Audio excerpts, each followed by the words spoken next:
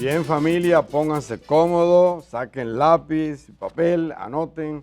Vamos a hablar de cuarto, de mucho cuarto, aunque no tengamos nosotros aquí, pero bueno, vamos a hablar de dinero, vamos a hablar de finanzas, vamos a hablar de economía.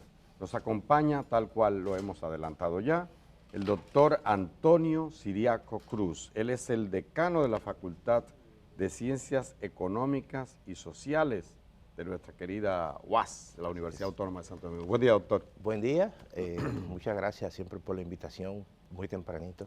Es un honor para nosotros, gracias a usted No, por para aceptar. mí es el honor, para mí es el honor. Bien, no vamos a pelear por eso, es un honor compartido. Compartido. Doctor, Banco Central habla de una disposición, hay liquidez, habla de 175 mil millones, habla de de 35 mil millones que libera para que la banca pueda prestar dinero. Claro.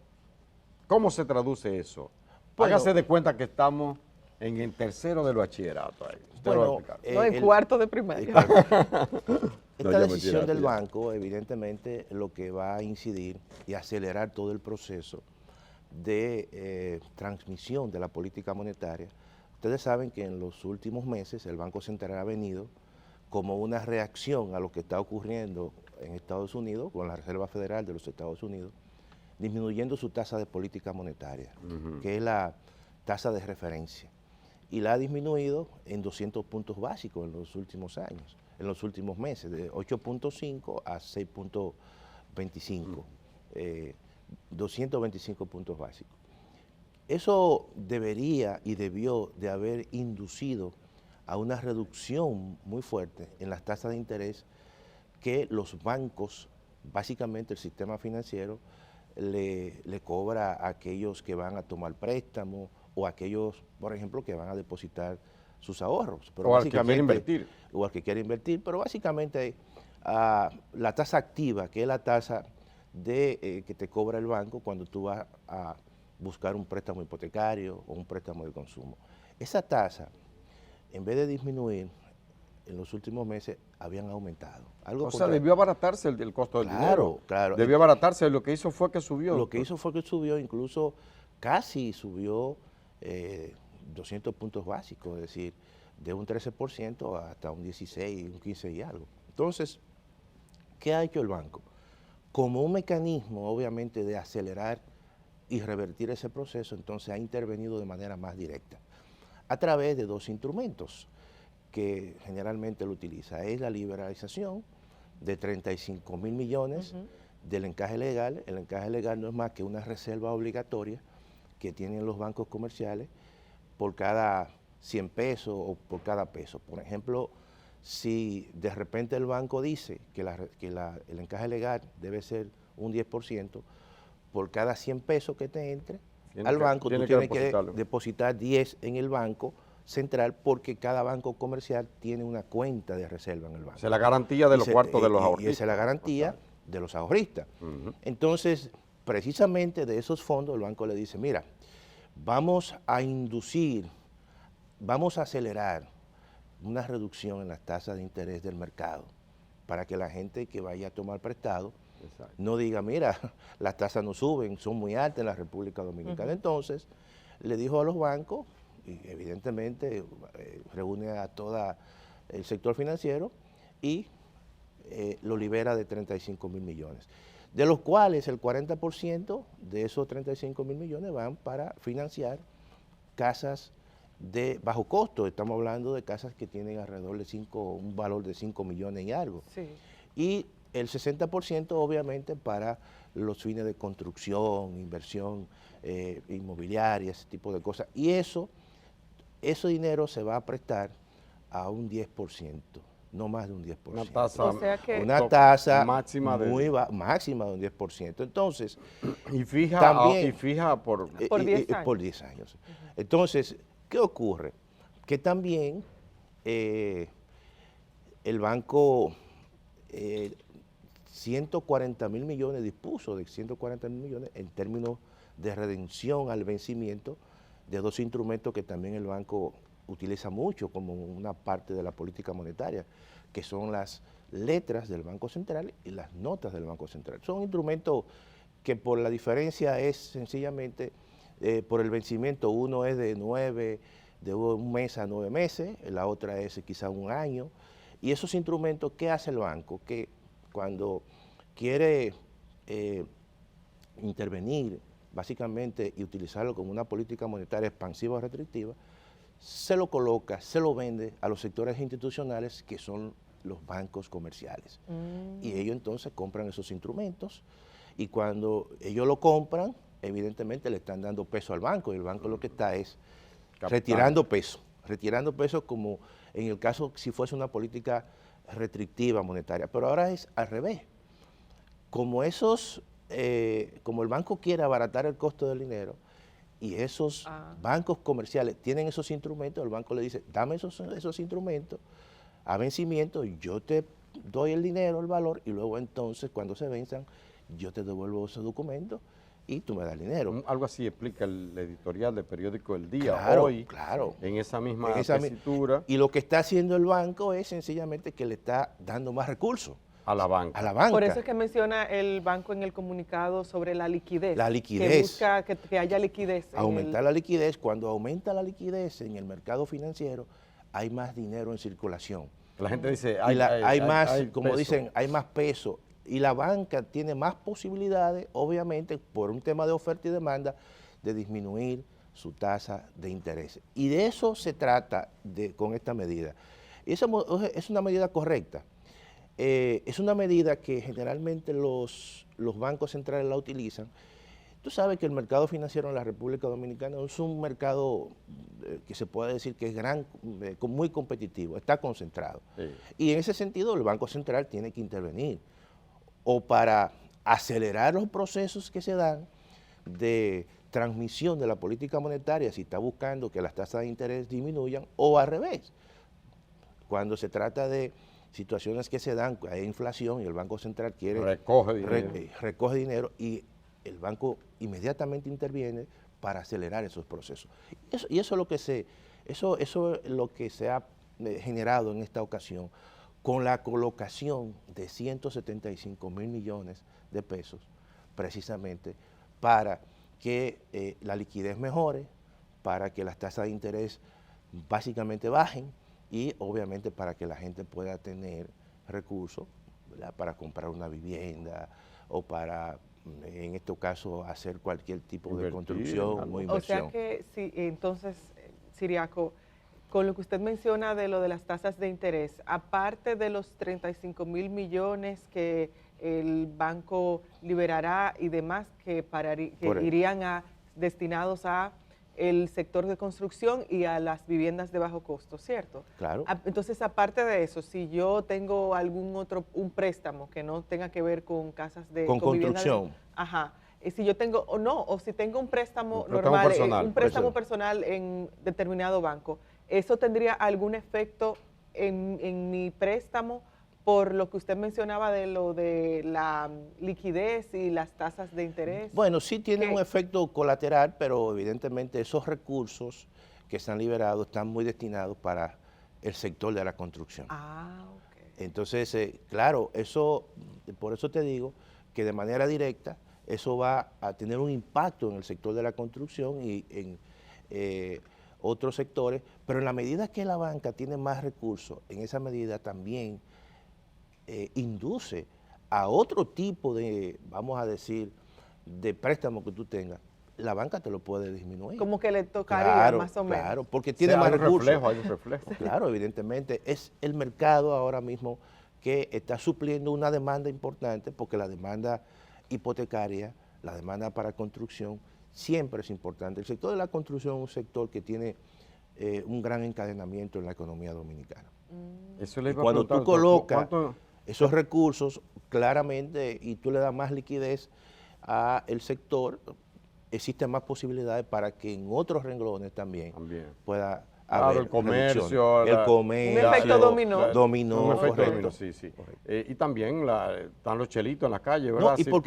porque eso genera un efecto competencia. Empleo. O sea, un efecto competencia por captar clientes. Efectivamente. Porque cuando un banco ve que un cliente la mayoría de los clientes van a ese banco y los demás bancos dicen, espérate, Se pone, bajan déjame también. yo establecer también Se las ponen en facilidades, juego. se ponen en juego. Ah, bueno. Doctor, permita que le brindemos un cafecito Claro, aquí, claro que sí. libre de impuestos y todo. ahí Ay, que qué trae. bueno. Sí, sí. Muchas gracias, muchas Doctor, gracias. sigamos hablando del sector construcción, porque me interesa mucho, por varias razones. Hay un elemento de mano de obra, hay un elemento que ya usted Sí, sí. refleja, de lo que son los productos. Claro. Permea todo, los que fabrican pintura, los que Pintura, trabajan en la fábrica de pintura, el cemento, acero, el cemento, la varilla, el camionero, el que transporta, camionero, en fin. y el mueve. que vende en una esquina también. ¿Qué representa El ese informal. sector? También. Sí, no, y el que hace yaniqueque, porque El que vende albañil, sí. el que vende, Claro. sí, de todo, el que vende guineo, todo el mundo.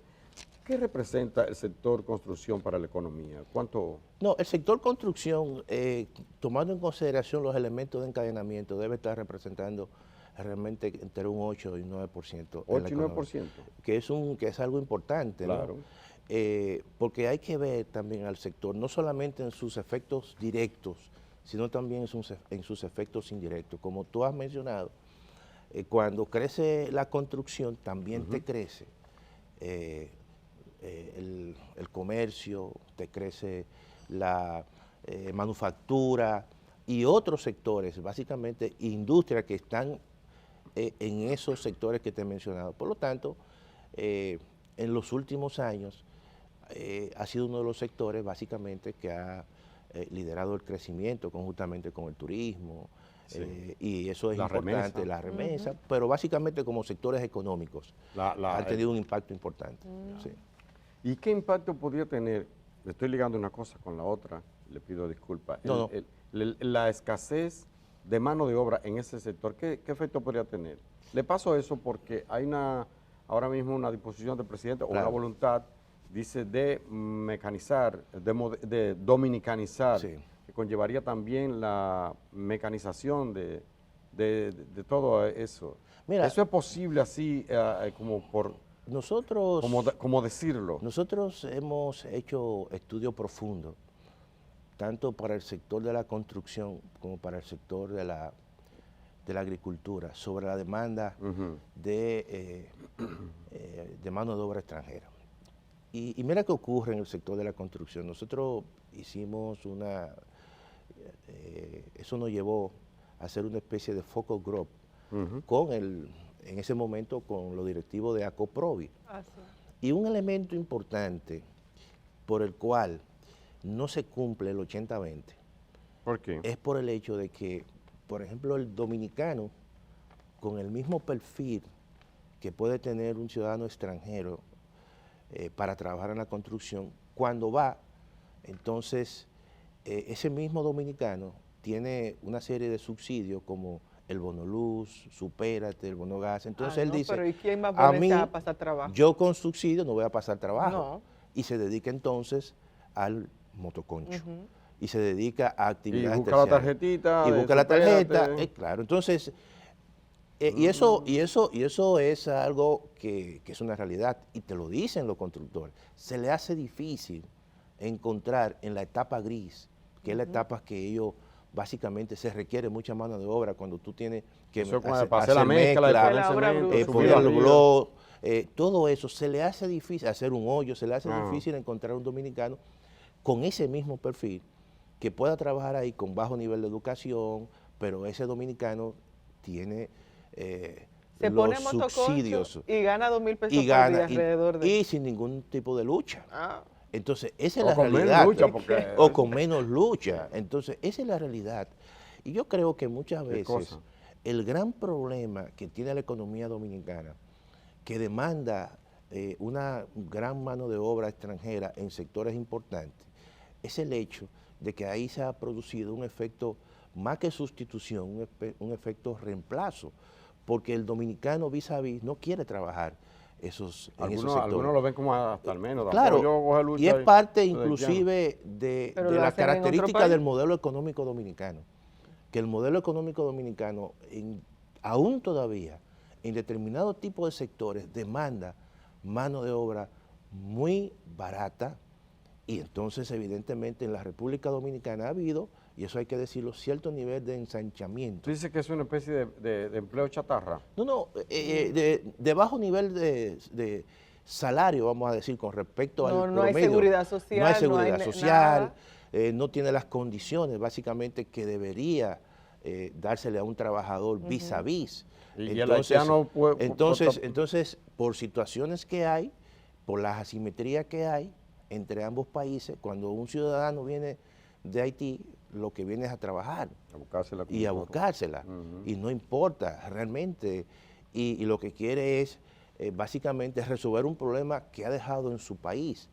Y eso es un tema, evidentemente, que hasta ahora no se ha superado en la economía dominicana, por las características mismas del modelo. Entonces tú puedes tener toda la intención, o tú puedes decir, mira, vamos a regularizar una mano de obra que está aquí pululando, extranjera, básicamente, y tú puedes establecer una especie de cuota, ¿no? Decir, mira, nosotros, pero hacer eso con información estadística, estimar, por ejemplo, cuál es la demanda que puede tener el sector de la construcción, ¿Cuántos trabajadores, como se hace en otros países. Si, por ejemplo, sacan mañana a todos los haitianos de la construcción, se me van todos. Bueno, eso va a generar... Y se me van todos los que están recogiendo arroz, se me van todos los que recogen aguacate, es todo, Eso doctor, como piden algunos. ¿Qué pasaría con la economía? No, eso va a generar, evidentemente, ciertas dificultades en sectores que utilizan de manera abundante esa mano de obra. Es lo mismo que puede ocurrir en los campos agrícolas en los Estados Unidos y con el tema de los migrantes. Es lo mismo lo que puede ocurrir, por ejemplo, en España, en los campos agrícolas que utilizan mucha mano de obra migrante que viene de Europa del Este. Todo eso, y de África. Sí. Entonces, es una situación que básicamente se ha globalizado y que en ese sentido lo que está reflejando son asimetrías en países donde hay muy bajo nivel de vida y países donde ha habido un proceso de ensanchamiento. Un dominicano, precisamente, que cada vez más recibe remesas en su casa sentado, ¿tú crees que va a dedicarse muchas veces a esos trabajos? No lo va a hacer, porque a lo mejor quizás le paguen, le digan te voy a incrementar el salario, pero la gente no es tonta, la gente sencillamente mide y observa sus costos y beneficios con respecto al trabajo y a lo que recibe. Y no es por Aragán, lo haría en otro país. Lo haría en otro país. Y lo hacen en otro país. Esta es la realidad que está bien. Ahora que usted menciona... O sea, eso no se decreta, eso hay que ver, es un proceso. Sí. Claro, ahora que usted menciona lo de los beneficios, por ejemplo, que recibe una parte de la población del Estado, esos bono luz, todos esos bonos que hay. ¿Hasta qué punto se puede llevar a cabo esa política sin crear una población básicamente parasitaria, que está ahí simplemente recibiendo y que no pasa de ese quintil, por ejemplo, que no pasa de ahí? ¿Hasta qué punto se puede fomentar eso? Porque vemos, por ejemplo, que el gobierno incluso aumenta y anuncia que se expanden esos planes. Claro. Mira, la verdad es que esos planes en un primer momento se hicieron pensando en una especie de transferencia monetaria condicionada, es decir, te condicionan a determinadas metas para tú superar ese umbral. Por ejemplo, que tú envías a tus hijos a la escuela, en los hogares, si no lo está enviando, que tiene un efecto positivo, yo te doy a ti un apoyo, pero sobre la base de ciertas condiciones. Que tu esposa y que tú vayan al médico y se hagan chequeos médicos para evitar la morbilidad en los hogares.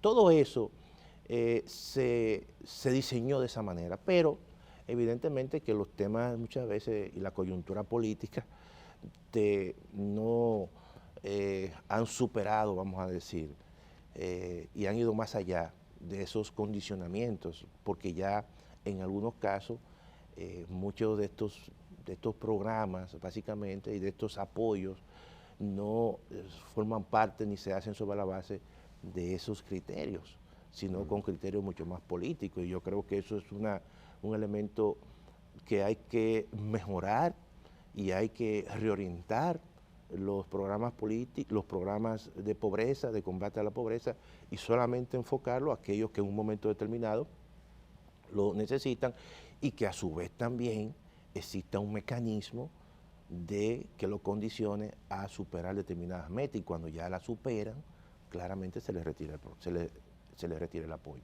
Si no, sería, como tú has dicho, que tú estás perpetuando a la gente sencillamente a no salir de la pobreza. Todo lo contrario, es un asistencialismo que generalmente es algo que hay que tratar de superar. Quisiera, doctor, aprovechar su presencia para que hablar un poco del tema de los aranceles, Sí. de que habla Donald Trump, 25% Claro. al mes. Pero antes de salir de la isla, me gustaría que se detuviesen unos segundos, unos minutos, sobre cómo ve usted el panorama sin la reforma fiscal, que decía el gobierno que era una condición sine qua non para mantener la estabilidad y el crecimiento y no sé qué. No se hizo finalmente, se retiró correctamente, pienso yo. Claro. Pero a ver usted, ¿cómo lo ve? ¿De dónde tiene el gobierno para sacar y mantenerse? Pero sin propuesta, se retiró sin propuesta. Yo creo que también esto hay que verlo como una oportunidad, desde mi punto de vista. Como una oportunidad para tú explorar un poquito más allá y con más determinación el tema de la evasión fiscal. Nosotros, en un artículo que publicamos en el periódico El Día, estábamos y presentamos cierta propuesta de cobrar el total de las importaciones, que no es un arancel, sino que incluso el mismo código lo establece en su artículo 339 del Código Fiscal o Tributario, cobrar el ITEVIS por aduana.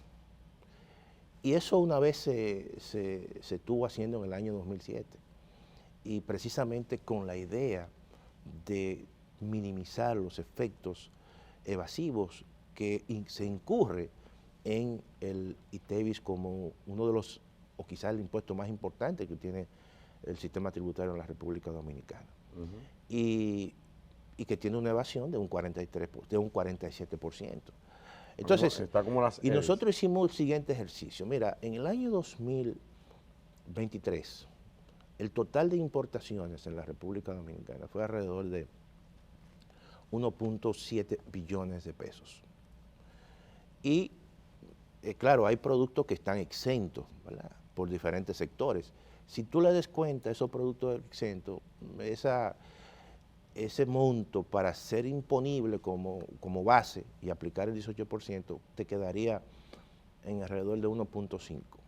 Y eso te daría, aplicando el 18%, unas recaudaciones de alrededor de 270.000 millones de pesos.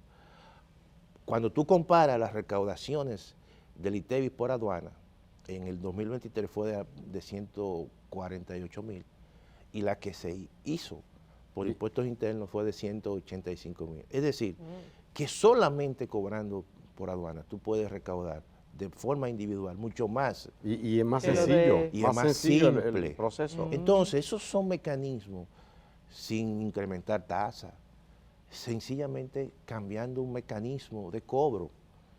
En el punto en que se cobra, en vez de cobrarlo en el negocio, claro, allá en el origen. Ir directamente al origen. En el origen, sí, en el origen. Lógico. Y entonces ahí tú minimizas de manera considerable la evasión de ese impuesto. Oye, ¿y tú sabes cuánto de eso te puede recaudar? Las estimaciones. Alrededor de casi 100.000 millones de pesos. ¿Y usted le ha planteado eso a Luis Valdés? Yo lo escribo y lo estoy Yo sé, y él lee El Día porque él ha colaborado. Y eso, obviamente, son mecanismos para explorar, ¿verdad? Y para ver la posibilidad que de repente si tú, cobrando una serie de tasas y con todo ese tipo de situación que generó la propuesta de reforma fiscal, tú estabas buscando 122.000 millones con mecanismos sencillamente de combate a la evasión. Por ejemplo, oficialmente aquí hay más de 100.000 empresas que declaran pérdida. Y la pérdida año tras año. Y siguen cobrando y siguen operando año tras año. ¿Qué ocurre? Que tú puedes decir, mediante una norma, tú puedes decir, bueno, a partir de ahora, esas empresas que me presentan pérdida en función de que no tienen beneficio, yo le voy a imponer un impuesto, le voy a poner un impuesto a sus ventas brutas, es decir, allá arriba, no ya cuando realizan sus operaciones de gasto, sino solamente en el ingreso. Y tú le dices, mira, dame el 2%, el 3%, el 4%, a ver si es verdad. Y es un mecanismo, a esas empresas que generan pérdidas, y eso es un mecanismo donde tú auscultas muchos elementos que lo utilizan para evadir impuestos. Y déjame decirte, solamente aplicando eso, yo creo que aquí no hay que hacer, y ya con la racionalización del gasto público, la eficientización, el cobro. claro, la aplicación de la ley de responsabilidad fiscal, ya con eso tú puedes recaudar una parte importante de lo que te proponía de lo que con la te reforma. Pero proponía. sobre todo la evasión. Y entonces disminuye la evasión y hace mucho más eficiente al sistema tributario dominicano. Y no hace cargar a los... Claro, y te evita el ruido político todo y el social. Mire, me parece muy lógico. Es así. Ahí está, para gente de aduana, ya Eduardo Claro, San Lobatón, claro. para el director de la Ahí DGI. hay que explorar mucho. Esos en son ambos elementos casos. que deberían Claro, tomar en cuenta claro, porque creo que claro. ayudan, ¿no? Ayudan, perfecto. Ayudan y le hacen más fácil Perfecto. el trabajo. Así es. Definitivamente. Doctor, vemos el salto, ¿qué le parece? No. Vamos Yo a, estoy a disposición de ustedes. Vamos a la exportación de las ideas ahora. Ya. Vamos a explorar el mundo. El presidente electo, que tomará posesión ya dentro de 50 y pico, como 50 días. En enero. Ajá, en enero. Donald Trump dice, no sé si un trueno sin lluvia, dice que va a imponer aranceles de hasta 25% a todos los productos que vengan desde México y también de Canadá, que le va a aumentar 10% a China, una guerra comercial prácticamente. ¿Será posible eso? ¿Cuál es el efecto que eso va a tener en la economía norteamericana y en la mexicana y también en la dominicana? Exacto. De reflejo. Mira, antes de ayer, y fue mediante un tuit.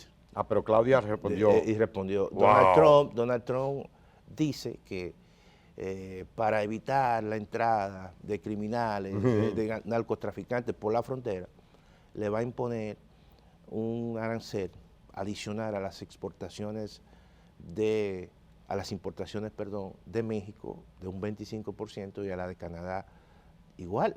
Me sorprendió Canadá, no sabía que también por esa frontera había tráfico, obviamente, de indocumentados o narcotraficantes. Y a China, parece que moderó un poco con China, de un 10%. Ahora, me llamó mucho el caso, me llamó la atención del caso de Canadá y lo que yo pienso es que Donald Trump utiliza esos mecanismos para presionar porque él quiere volver otra vez a modificar el TMEC. Ah, bueno, lo que es un mecanismo de presión. De entonces, presión podría ser, porque lo hizo cuando fue presidente y lo hizo precisamente para modificar el Telecam entre México y Canadá. Lo quiere hacer otra vez. Y se modificó y se transformó en TEMEC. Porque déjame decirte lo siguiente, en ese esquema de acuerdo comercial, evidentemente que el superávit que ha tenido México y Canadá, pero en el caso de México ha sido enorme. Pero también hay una situación que se ha dado en México, es el hecho de que muchas empresas chinas se han trasladado a México. Eso, y entonces están aprovechando la cercanía, ¿no? Claro, y aprovechando el acuerdo de libre comercio. Entonces parece que él quiere en ese aspecto hacer esa modificación. Pero aún así, la respuesta que le dio Claudia Sheinbaum fue que si me ponen un arancel, yo pongo otro. Y si tú me pones otro, yo te pongo otro. Y eso va a afectar, así mismo lo dijo, a todas las empresas importantes de ambos países. Entonces, y empresas que son binacionales. Que son clave. Por ejemplo, la General Motors. La General, que tiene entonces, cuando le ponen un arancel a México y se la pone a la General Motors, está afectando obviamente a la empresa norteamericana. Sí. Entonces, todo esto, evidentemente, y Donald Trump lo va a hacer a mayor o menor escala, pero hay que esperar cierto nivel de guerra comercial. Y en ese caso, evidentemente, a nosotros, aunque no estamos directamente, porque yo me imagino que quizá el único esquema de libre comercio que se toque es el del CAFTA, porque yo creo que es el único de los pocos donde Estados Unidos tiene un un superávit. Sí. Entonces ahí no puede él presionar porque le va muy bien. Sin embargo, cuando existen estas guerras comerciales de incremento de aranceles, de una forma u otra eso afecta a la economía norteamericana, su desempeño, se aumenta la inflación en Estados Unidos, entonces puede haber una reversión en la política monetaria a través de un incremento en los fondos de política monetaria. Y eso tiene repercusión en la República Dominicana de una forma importante porque nosotros pertenecemos a la zona dólar, nuestro principal socio comercial es los Estados Unidos, y si allí pasa algo, si allí se ralentiza la economía, si allí evidentemente hay una situación donde esa economía no sigue creando más empleo, entonces eso va a afectar a las remesas de dominicanos que se reciben en el país, eso va a afectar a los turistas que vienen de Estados Unidos, porque todo... Pero la economía norteamericana en este momento no está tan mal. No, pero él dice en caso de que en caso de que exacto, existe esa guerra comercial. Exacto. Porque la economía norteamericana, precisamente uno de los problemas que hay, de las amenazas que ha hecho Donald Trump, es que ha amenazado al presidente de la Reserva Federal en destituirlo, porque ahora Donald Trump quiere que la Reserva Federal siga induciendo a menores tasas de los fondos federales, o sea, menores tasas de interés, como un mecanismo de él encontrar una economía más fluyente. Sin embargo, uno de los problemas o de las situaciones que tiene ahora mismo y de los dilemas que tiene la Reserva Federal es que es una economía que va a terminar bien, es una economía que ha creado muchos empleos, es una economía que tiene tasas de desempleo histórica muy bajitas, entonces no amerita seguir disminuyendo tasas de interés, sino todo lo contrario, mantenerse en pausa, pero Donald Trump quiere que él la induzca disminuciones y por eso lo ha amenazado. ¿Y cómo fue, Ciriaco, también yendo un poquito hacia atrás cuando Donald Trump ocupó la presidencia? ¿Cómo fue el comportamiento de Donald Trump en materia económica con países como el nuestro, con República Dominicana? ¿Y qué podríamos nosotros esperar? Aparte de esa guerra que hay entre esos países de Norteamérica, ¿qué podríamos nosotros esperar ahora con Donald Trump cuando él asuma el poder en materia económica? Mira, yo lo que creo es que la principal amenaza que puede tener así directamente es el tema de los inmigrantes dominicanos que no tienen papeles. Que son más de 200.000. Que son más de como 200.000. O sea, en el periodo de Donald Trump, en términos de la relación bilateral, fue una relación normal, incluso la embajadora era muy amena, pero ahora, y precisamente también en ese momento, pero no lo pudo hacer porque no tenía el dominio del Congreso, pero ahora Donald Trump tiene todos los poderes. Entonces, en Estados Unidos hay alrededor de casi, algunos dicen 11, otros dicen 13 millones de personas indocumentadas, pero no son gente que están en la calle, son gente que tienen su vida allí, que no han sacado papel, que tienen hijos, que están en universidades y ellos no han sacado papel. Esos son los indocumentados. Entonces, muchas de esas personas que están trabajando, muchas de esas personas están sujetos ahora a cualquier tipo de situación que lo pueda enviar a su país. Entonces, nosotros tenemos, ¿verdad?, 200.000 dominicanos en esa situación y eso puede impactar en ese aspecto a una parte de esos 200.000. Eso quizás es el elemento más indirecto. Quizás uno lo que podía esperar y que se hiciera un intento es que aprovechando la coyuntura, la República Dominicana pueda pedir una modificación al Tratado de Libre Comercio, porque tenemos nosotros una situación con el arroz. Sí, que a partir de a partir ya, del 2025, ya entonces todo el arroz que viene de Estados Unidos entra con arancel cero. Entonces eso sí puede tener un impacto directamente en poblaciones importantes. Aquí no se puede olvidar que se produce arroz en 21 provincias del país y en 8 ese cultivo es importante. Y eso genera entre empleos directos e indirectos más de 300.000 empleos. Sí. Entonces eso sí es un elemento que sí puede amenazar a la República Dominicana, pero ya evidentemente hay que ver la posibilidad de cómo, no sé, mediante una labor diplomática, de si se puede modificar el Tratado de Libre Comercio. Lo veo difícil, doctor. No se Un hizo. país tan pequeño, No y tan, se hizo. tan pequeño y tan genuflexo No se frente hizo. a los Estados Unidos, Ay, que no... sí, sobre todo sí, eso. señor. No casi se de hizo siervo. en la coyuntura cuando Donald Trump fue presidente, que se hizo en México porque ameritaba, ¿verdad? Le convenía a Estados Unidos porque ahí no tiene ganancias Ujú. en términos de excedente de exportación con ese esquema de integración. Sin embargo, por ejemplo, nosotros ahora que la gente dice que Donald Trump ganó, que mucha gente apostó a eso, bueno, que hagan todo lobby. el lobby.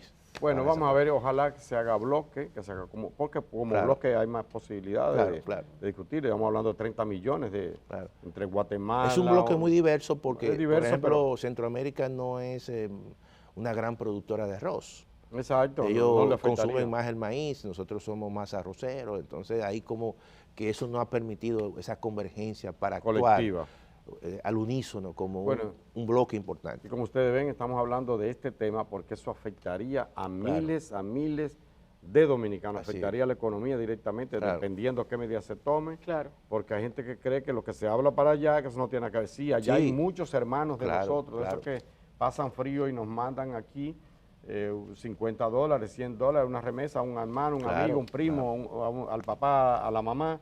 Y mucha de esa gente podrían, si finalmente Donald Trump cumple su palabra, podrían ser devueltos para acá. Doctor, y en el plano ya macro, la guerra, que Trump ahí parece tener una visión diferente a Claro. los demócratas, ¿cómo impactaría si de verdad cumple su palabra de parar la guerra en Ucrania de golpe o si parar la guerra en Medio Oriente? Mira, en el caso del Medio Oriente uno no sabe qué pueda haber ahí. Porque Netanyahu, tú sabes que se sentiría y se va a sentir más apoyado Con Trump. sí. con Trump que con Con Biden. Biden. Y el temor que puede surgir ahí es el tema del conflicto que tiene Israel con Irán, que básicamente ahí Irán es el enemigo común, ¿no? Entonces hay que ver cómo eso se desarrolla. En el caso de Ucrania, claramente ahí puede haber una pausa importante, ahí puede haber una negociación y eso sabemos que son dos zonas, dos países, Rusia y Ucrania, un gran productor de commodity, de hidrocarburos, el caso de Ucrania de commodities agrícolas. Y fíjate que ya esa situación ha venido impactando el mercado petrolero, por ejemplo, y las promesas de Donald Trump de otra vez reabrir con fuerza toda la producción de petróleo a través del fracking, eso ya está generando una situación de baja en los precios del petróleo en el mercado internacional. Y eso obviamente le conviene a la República Dominicana porque se puede encontrar con precios del petróleo mucho más bajos y con precios de commodities obviamente mucho más bajos. Y eso es fruto de esa recomposición que se pueda dar a nivel global en términos de conflictos bélicos y geopolíticos. Unas van de cal y otras Van de arena. Van de arena. Sí. Definitivamente es así en todo. Gracias, doctor. Nos quedamos con el tema de que ese aumento en la liquidez de los bancos va a tener, va tener un efecto positivo. Eso evidentemente va a afianzar el crecimiento de ese sector. Y que es buen momento para tomar un préstamo. Es un buen para momento para tomar un préstamo hipotecario, un préstamo para una casa, que yo creo que siempre es importante para aquellos que no la tienen, y si lo hacen, obviamente se van a quitar de un coste muy importante. O sea, claro que es mejor tener su casa que tener una casa alquilada. Definitivamente. Vamos a desear que la mayor parte de ustedes puedan hacer lo que no la tienen. Así es. Doctor Antonio Siriaco, como siempre, un gusto, un honor, un placer siempre tenerle aquí con nosotros. Vamos a hacer una breve pausa y al regreso tenemos más, ¿verdad, Indira? Así es. En el día. Gracias.